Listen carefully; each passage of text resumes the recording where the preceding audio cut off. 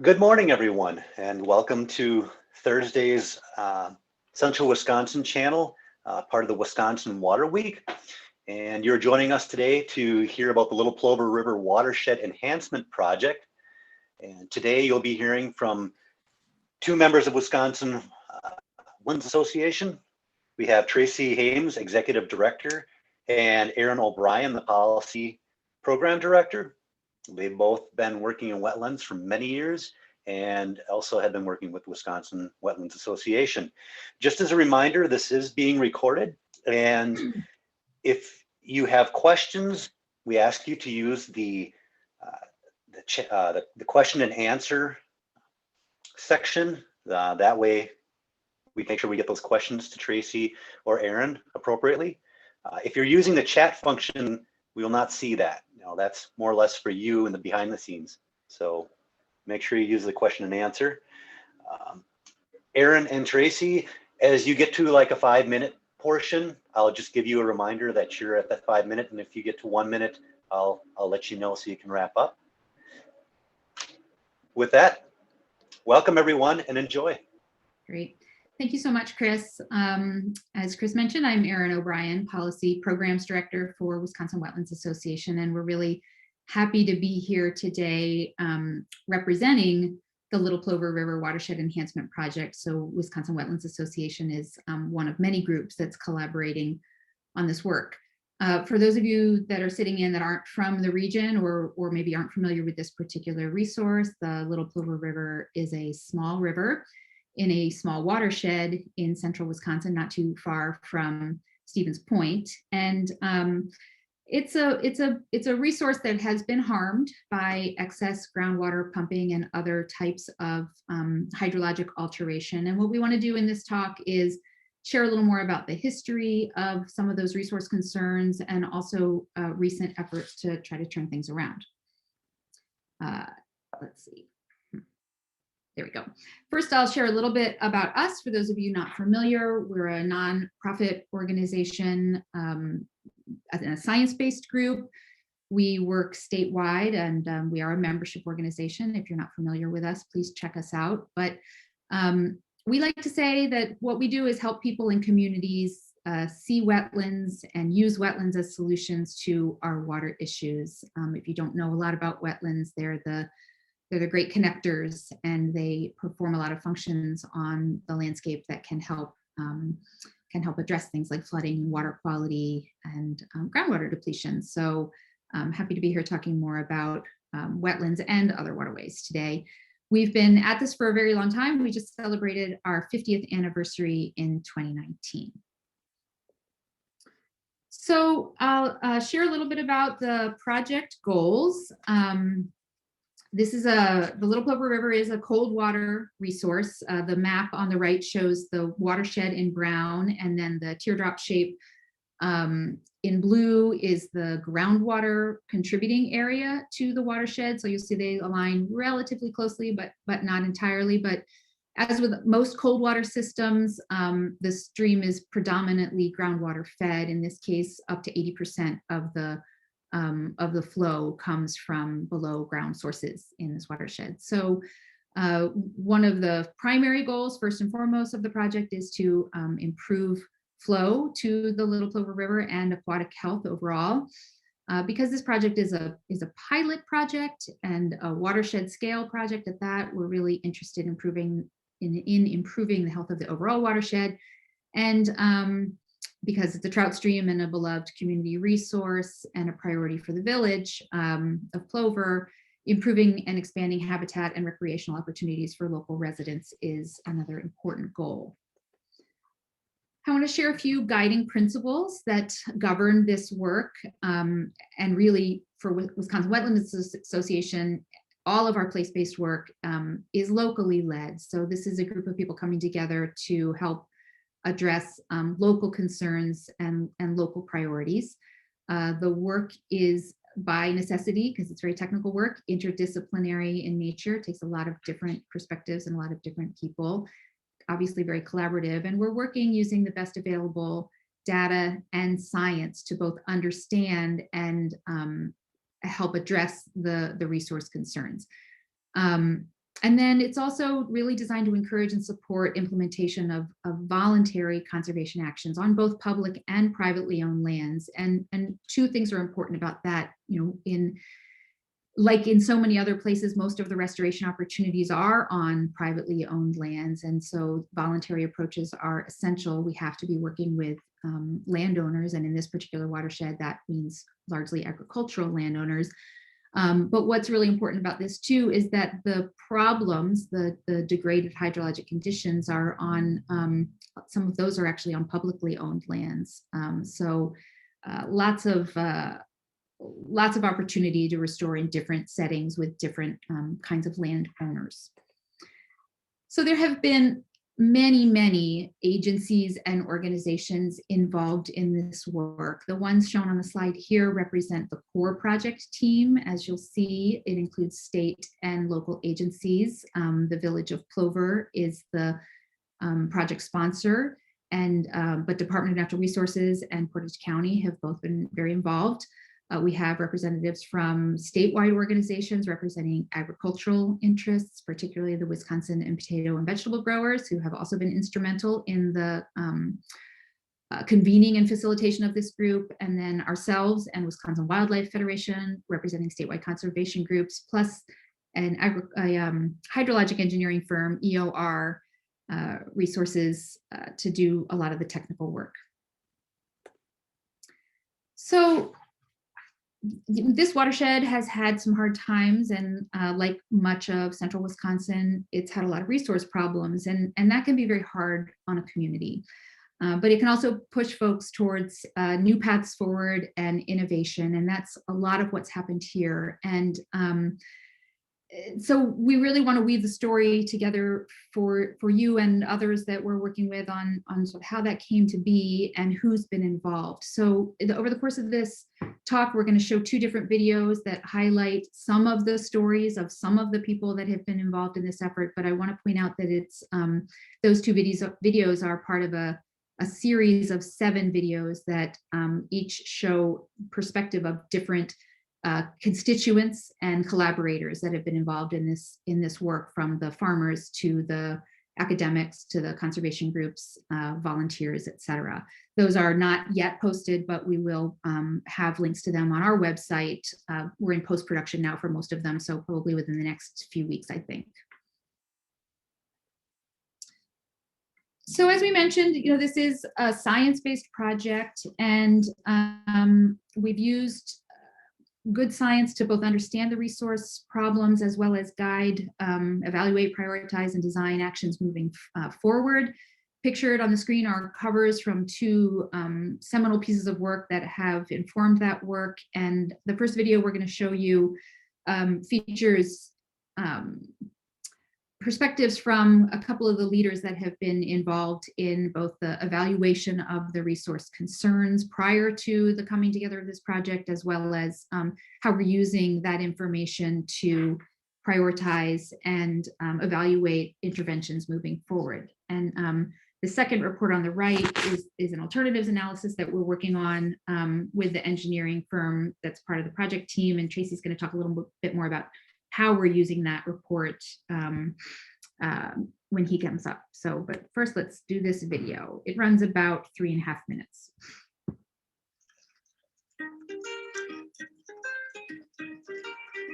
Watershed issues are inherently complicated. Water is very challenging. It's very hard to accomplish solutions without working with a wide variety of tools. But collaboration and cooperation is critical to implement successful solutions. The Little Plover River Watershed Enhancement Project is this wonderful coming together of a diverse group of stakeholders to address the challenges of the Little Plover River. And we've got the right group of people using the science in the right ways to try to achieve those goals. About 10 years ago, there was a crisis of water resources around here. At that time, water levels were quite low, and in fact, the Little Plover River had dried up a couple of times. The overriding issue here is that this is a working agricultural landscape. The irrigation is accomplished by wells that pump groundwater and irrigate the fields. And it's the same groundwater that supplies the local rivers and lakes. And so the contentious point is, the amount of water that's being used coming at the expense of flow to the river and impacts on trout habitat in the Little Plover River. There was so much, I'd say, lack of knowledge and lack of understanding about how the system worked, how things fit together. The DNR came to us, and I suggested that if we could build a groundwater model of this watershed to help people understand how pumping affects groundwater, affects stream flow, how changes in the weather, changes in cropping could have an effect. The groundwater model is really the only way to put all those things together. We saw this as a golden opportunity to have this tool to help quantify improvements that could be made and to help identify specific actions that could be taken. We were able to use the model to look at scenarios of reducing pumping at certain wells. We've looked at filling in the ditches. We've simulated this wetland restoration here on the Soik property. The model has been a very useful tool for us. And now you see water flowing, and it's really coming back. It's been quite a revelation today to see how this site has changed.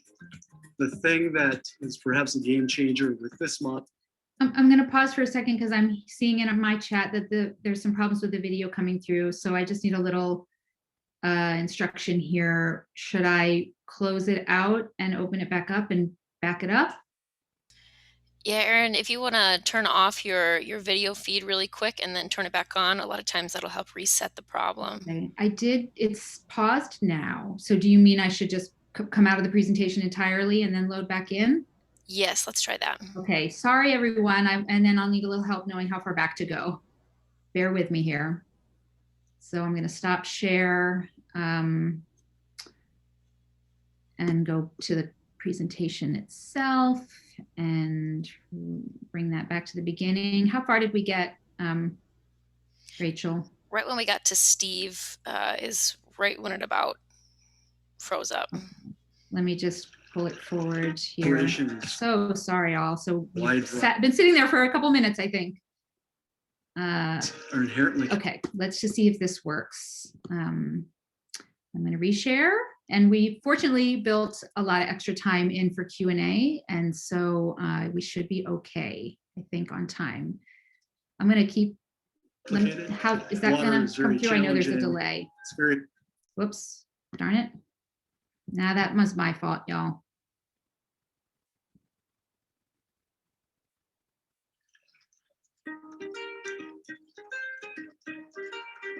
Watershed issues are Anything? inherently complicated. Water is very challenging. So Very I'm hard not to seeing your accomplish PowerPoint just yet. solutions without working with a wide variety of tools, but collaboration and cooperation is critical to implement successful solutions. The Little Plover River Watershed Enhancement Project is this wonderful coming together of a diverse group of stakeholders to address the challenges of the Little Plover River.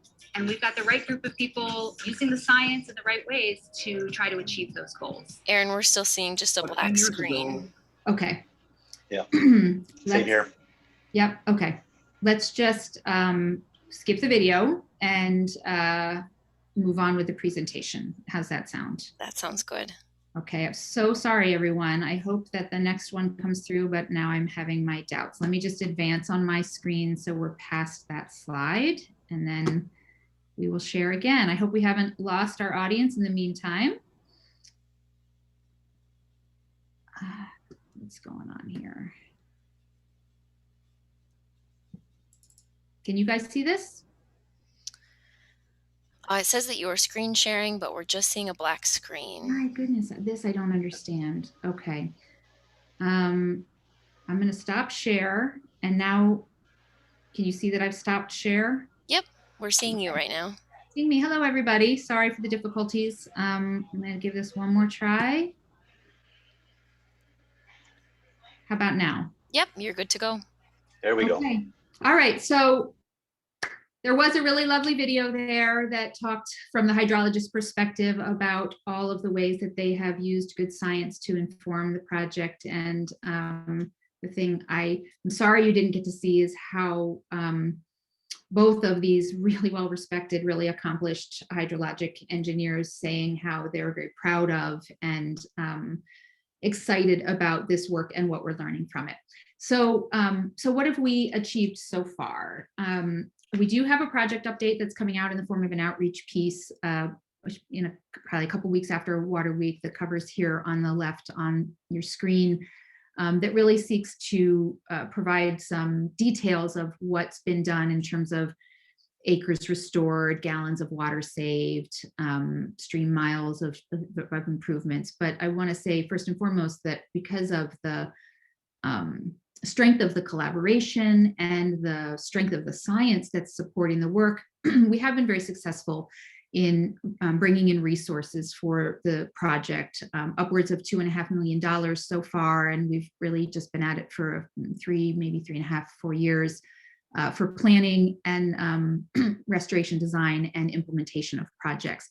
And part of the benefit of having this really robust assessment has been that we have a good understanding of the diversity of conditions that have contributed to the resource problems in the watershed, in addition to the ones that were well studied in the groundwater model, the pumping issues. And as such, we've been able to employ a diversity of practices to help address those concerns. So let's see. So what does that look like? One of the major things that has been happening and will continue to happen are improvements to the river channel itself. It's a system that for various reasons had widened and shallowed over the years. And there's been really great work to do sort of in-stream efforts to narrow and deepen that river channel, and to reconnect the floodplain, which of course is important for both stabilizing flows and improving the habitat benefits for the trout. There's also been a lot of work on public lands adjacent to the river channel in the form of upland, floodplain management and upland forestry management practices as well. And we're working on, telling the story and demonstrating the importance of that kind of work and how it benefits the health of the river itself and the overall watershed. And here's just an aerial photo of what some of that the work that you saw in the prior photo of putting in bundles of brush to help narrow the channel. You can see this from the air where all those bundles have been placed and the ways that they are helping bring that channel in. Really simple, low cost effort that is making a huge difference on the river system. I want to give a shout out to the community's engagement in this work so far. The project benefits immensely from its proximity to UW-Stevens Point, and we've had the benefit of faculty helping to both design and implement some of the river corridor restoration projects, and they have recruited and supervised student labor to actually implement a great deal of the work. So it's been this wonderful hands-on learning effort for folks pursuing natural resource degrees. And they've been joined in this work by members of local conservation clubs organized largely by Wisconsin Wildlife Federation through their network of affiliated hunting and angling groups. So it's been really fun to see so many people coming out and having students and mid-career resource professionals and retired conservation-minded residents working side by side, doing physical labor, hundreds of volunteer hours to do some of this work. And of course, the area will be a natural living laboratory for years to come, with new student groups coming out to study and help manage the river, providing ongoing learning opportunities, but also long-term stewardship for the river.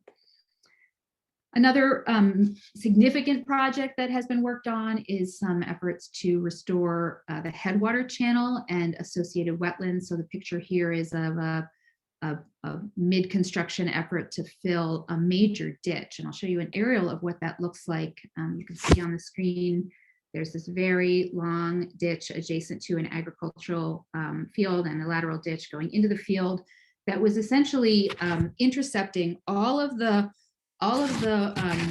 runoff and groundwater from this field from reaching the river channel, which is the headwater channel you can sort of see faintly here on the right. That water was never reaching this stretch of about a mile-long stretch of headwaters, 1 mile of about a 5-mile river. So extensive work was done to fill in the length of this ditch and the lateral ditch and divert that water back to the channel that it belongs in. Now, the water was eventually reaching the river farther downstream through that ditch system. It was dumping back into the river, but by reverting it back to the headwater system, it's slowing it down. And it's obviously immensely improving the habitat conditions for trout and also providing additional refugia for the fish in times of low flow. The work in the field itself involved retiring about 58 acres of irrigated cropland, including removal of a high capacity well, which of course was very close to the river system itself. And now that site, I don't have a good after photo here in this presentation, but it's teeming with all the good things you'd expect to come in as part of a good wetland restoration project. So ducks and dragonflies and other good plants, etc.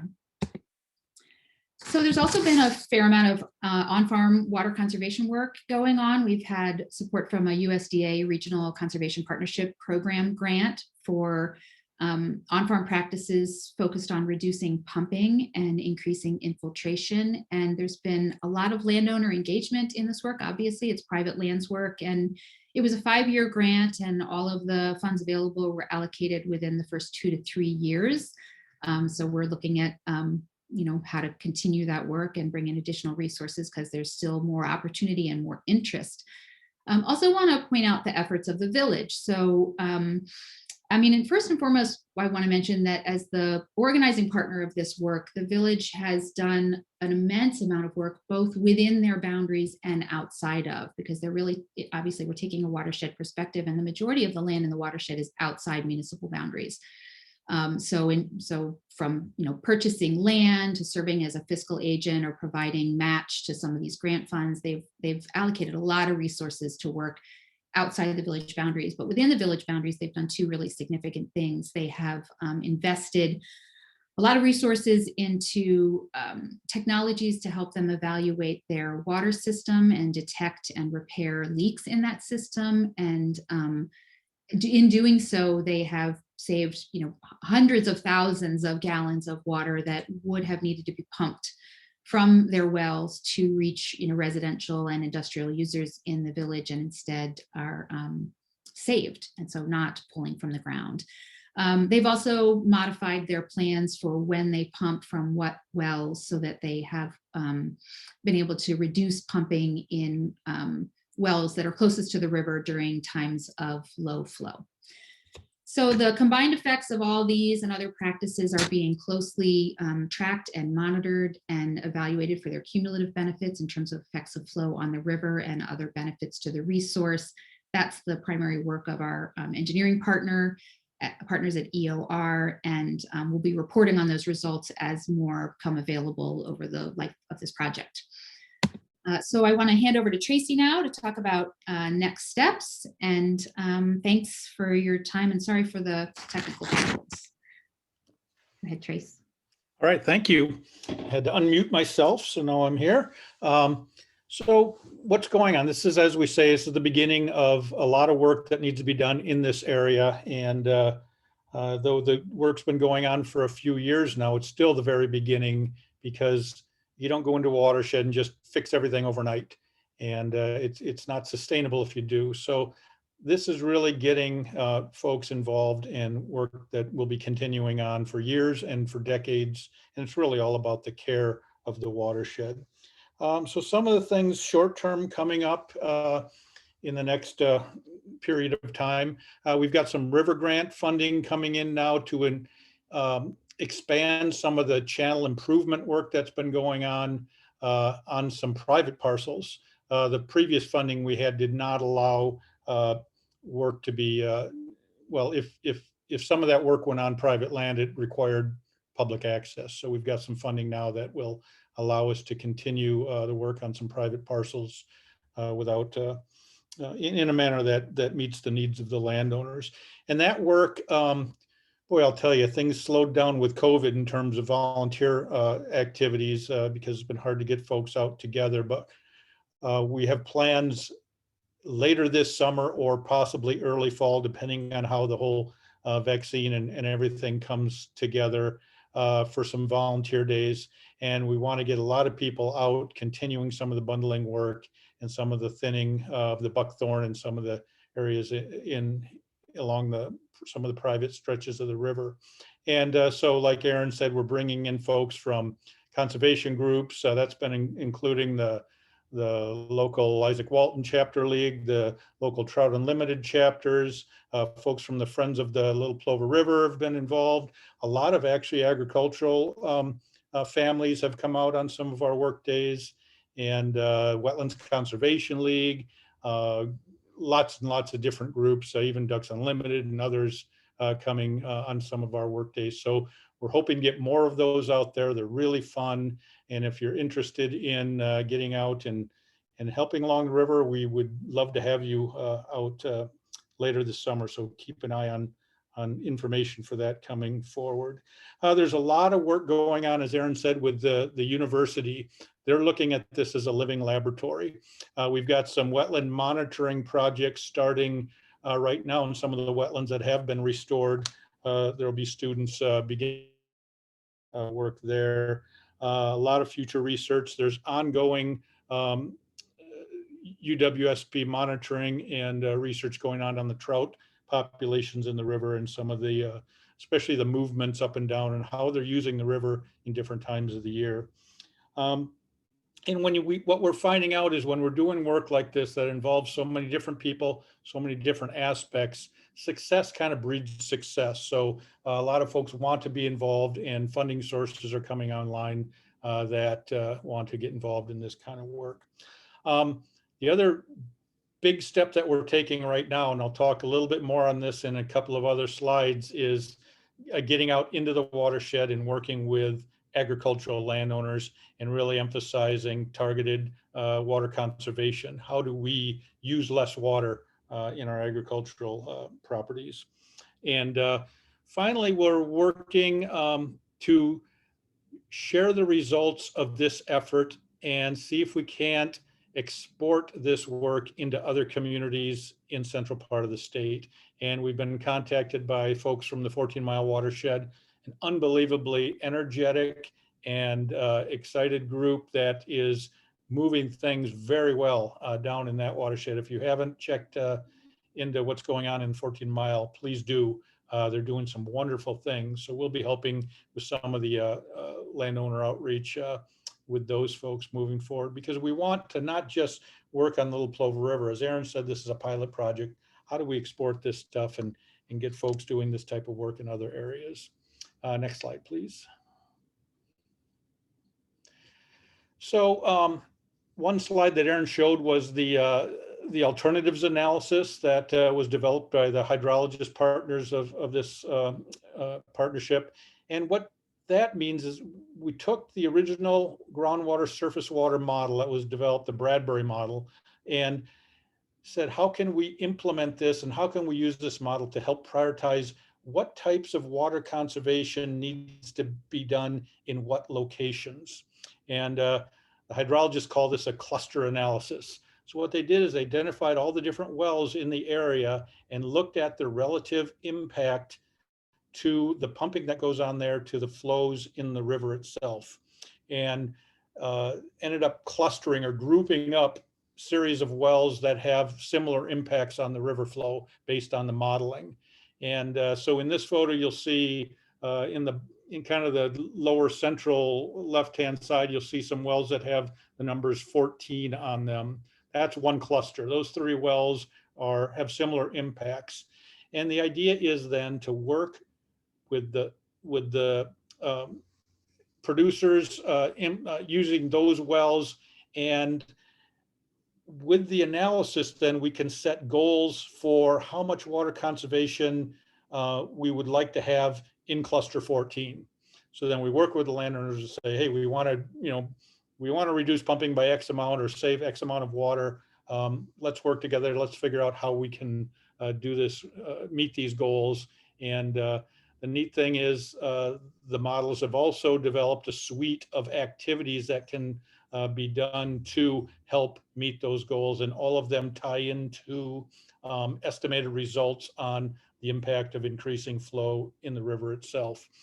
So really exciting, targeted conservation, trying to get the right amounts of the right work done in the right locations, and working with small groups of landowners to make the job. It's a big, big job, but to help make it hopefully a little more manageable. And the good news is there seems to be a lot of interest in those landowners to do it. And it's a little different than sometimes conservation is a little bit random. You know, people will say, hey, we've got money to do this practice or that practice, who wants to sign up? This is actually reaching out to very specific landowners and saying, we would like to get these types of results in your portion of the watershed. Let's work together to figure out how to do that.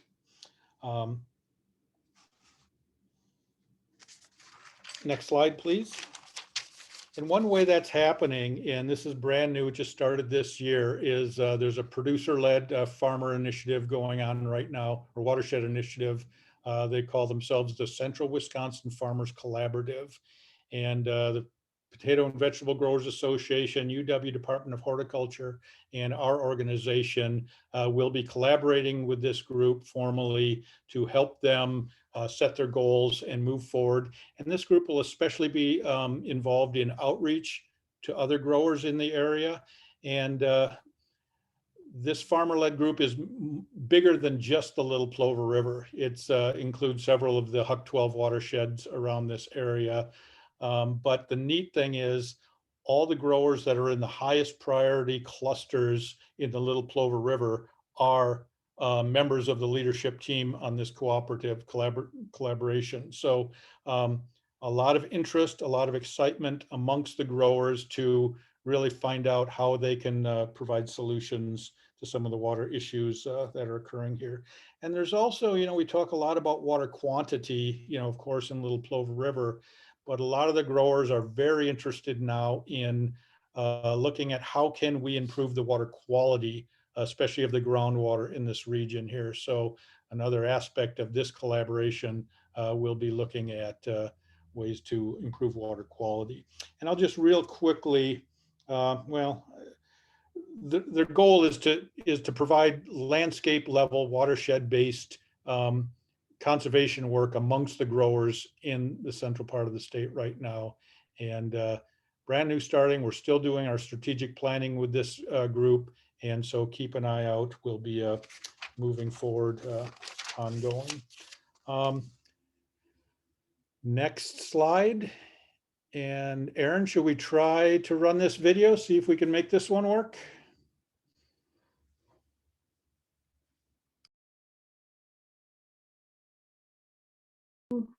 Okay, yeah, so I will try this, and I see we have maybe a little shy of 15 minutes left. So if this doesn't work, Rachel or Chris, tell me right away, I'll stop it. We could probably just go to Q&A, and then if there's time, I have a way to play this that's not embedded in the presentation that might work. We could wrap it up with that. But what I want to say is, you know,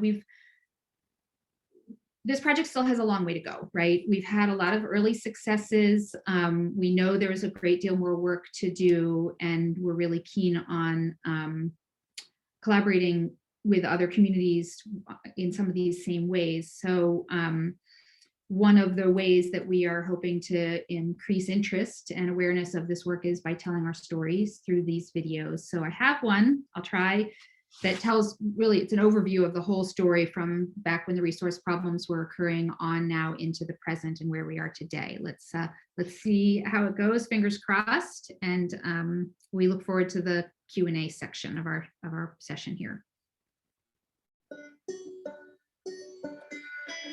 I always thought of Plover as being one of the best kept secrets in Wisconsin.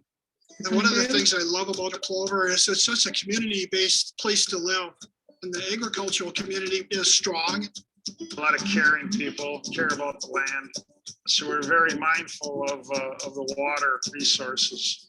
Here in central Wisconsin, we've got a watershed with a lot of demand for water resources.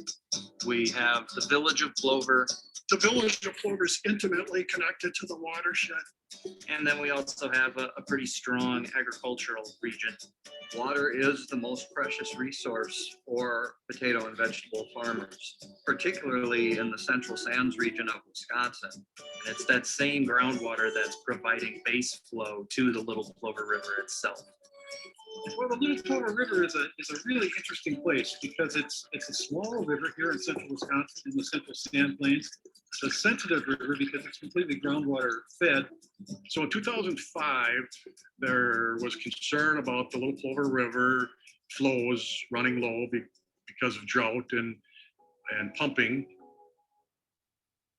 And at that point in time, 2 sections of the Little Plover River dried up. A couple hundred people, village of Plover, some very unhappy people identified that this isn't acceptable. It was all about whose side are you on? Is it more about we need the water to grow crops? Some of our growers said, we are not over pumping. We are putting on the amount of water that we need to feed a hungry nation. Or is it more about the Little Plover River? Agriculture is an important part of the community, but so are the rivers and streams. In my opinion, it was kind of the slow burn. People just got wore out.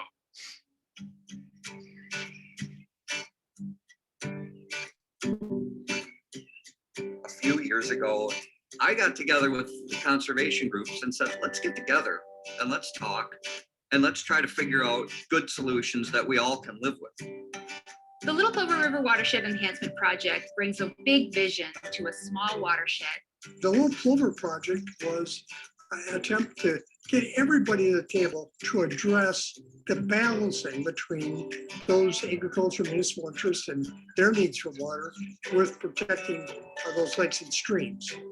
This partnership wanted to take a little different angle at that and said, yes, certainly the irrigation removal effects are very important, but we thought there's other things that need to be addressed as well. There's some drainage issues, there was certainly wetland loss issues, there were floodplain disconnection issues.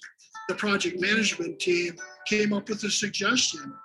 Have you ever thought about working from a watershed perspective rather than just the river? And for me, that was an aha moment. When you're talking about fixing a river or fixing a landscape, you have to look at the watershed because all waters are connected. When we came to the realization that it wasn't just one or two entities that were causing the issues in the Little Plover River, that's when everything changed and we were able to take back and say, we need a community approach. So we've been working piece by piece.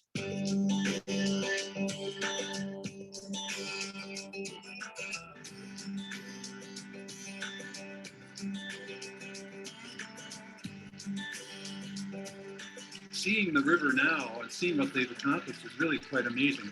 The Little Plover River has never looked better than it has today. Really, it's looking solid.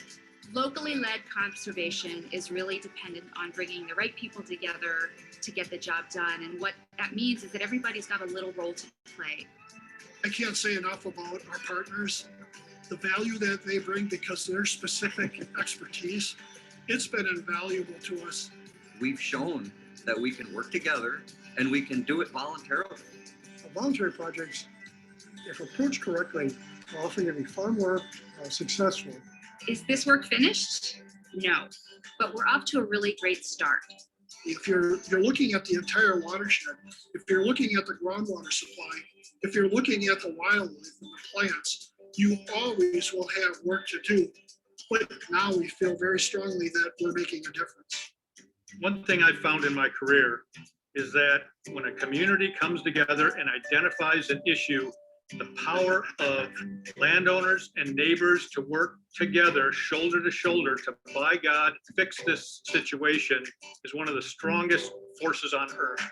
And we're proud to be a part of that in the Little Plover River.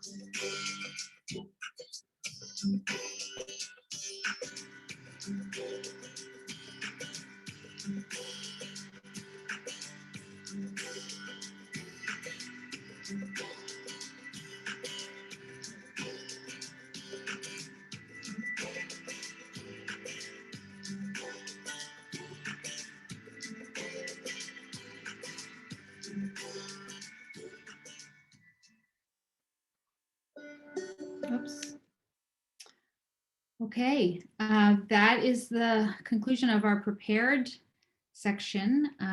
So now we're really interested in hearing questions or learning about some of the projects that you all are working on. And if we don't have questions, we have other information we can share about what's happening next. Well, thank you very much, Aaron and Tracy. Yeah, we had a couple of questions that did come in. Great. And so one of them I think you've already addressed, and there was just, it just shows how important it is to have all the different partners available, everywhere from universities, conservation groups, local groups, everything you've mentioned. So that covers that. The other question, and I put it in our chat box in case you need to read it, because there's quite a bit, but I'll read it for those of you seeing this presentation. Are you able to speak to the involvement of the local drainage district in this Plover River project, specifically in relationship to the habitat restoration projects, which are in litigation and DADCAP review, and if or how it is related, any part of the project? Are there portions of the overall project / phases which are being met with resistance or having difficulty being implemented? Tracy, you want to? I can start with that one. The thing about Little Plover River is it's a very, very small watershed, and there isn't a drainage district in Little Plover River. The ditches that you saw were some private ditches that were filled in, so it's a much less drained watershed than many of the other watersheds in the central part of the state. And the litigation you're talking about, I think you're probably referring to some litigation that's going on in another ditch kind of southwest of Little Plover River watershed. So in this situation, we were able to work with landowners to implement this drainage ditch removal. And there's some projects hopefully moving forward through the county to actually continue the filling of this ditch upstream of the area that we did fill. And once again, it's working with the private landowners on this private ditch. But there is no district itself in the Little Plover River watershed. Certainly very important if you're working in watersheds that have drainage districts, especially active drainage districts, that there be coordination with the district. And you know, a lot of folks are frustrated with water issues right now, and I think sometimes the drainage districts are as well. So being creative and finding, obviously, work with agricultural drains in the central sands is going to be critical to the solutions that we need to employ in this part of the state.